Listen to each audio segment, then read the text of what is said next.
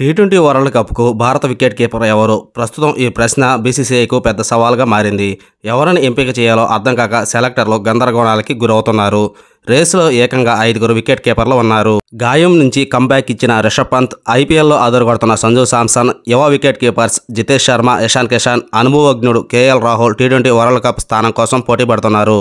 వీరిలో ఎవరికి ఎక్కువ ఛాన్సులు ఉన్నాయో ఇప్పుడు మనం ఒకసారి తెలుసుకుందాం. నెంబర్ 1 రిషబ్ పంత్. గాయం నుంచి తిరిగొచ్చి ఐపీఎల్లో సత్తా చాటుతున్న రిషబ్ పంత్ ఈ రేసులో ముందు వరుసలో ఉన్నాడు.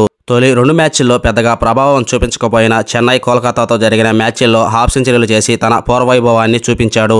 లెఫ్ట్ హ్యాండర్ కావడం, అటాకింగ్ చేయడం లాంటి విషయాలు రిషబ్ పంత్కు కలిసొచ్చే అంశాలు. నెంబర్ 2 ఇషాన్ కిషన్. భారత జట్టులో అడపాదడపా చోటు దక్కించుకుంటున్న ఇషాన్ కిషన్ ప్రస్తుతం ముంబై ఇండియన్స్ తరపున దారుణంగా విఫలమవుతున్నాడు.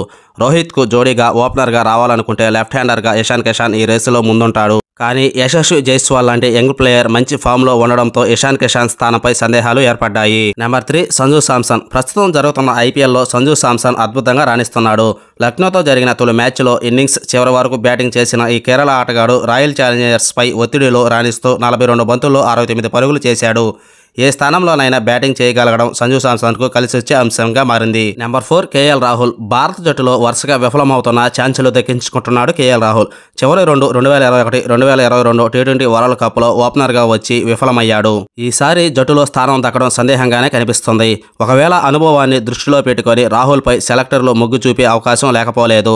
ప్రస్తుతం ఐపీఎల్లో నెమ్మదిగా బ్యాటింగ్ చేయడం రాహుల్కు ప్రతికూలంగా మారింది. Number 5 Jitesh Sharma. Young wicket keeper Jitesh Sharma ఈ లైనప్లో ఉన్నాడు. 2023 చివరిలో ఆస్ట్రేలియా, సౌత్ ఆఫ్రికాతో జరిగిన టీ20లో జితేష్ చోటు దక్కించుకొని రాణించాడు. ఒకవేళ కొత్తగా ప్రయత్నించాలనుకుంటే జితేష్ శర్మకు అవకాశం దక్కిన ఆశ్చర్యం లేదు.